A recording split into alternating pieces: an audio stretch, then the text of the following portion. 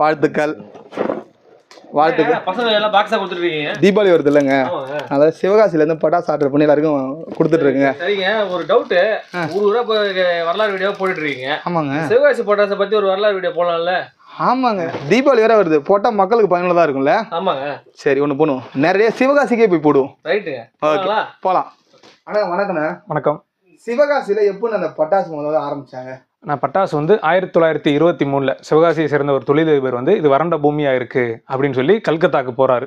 போய் அங்க ஃபர்ஸ்ட் தீப்பெட்டிக்கான ஃபார்முலாவை பழகிட்டு வர்றாங்க.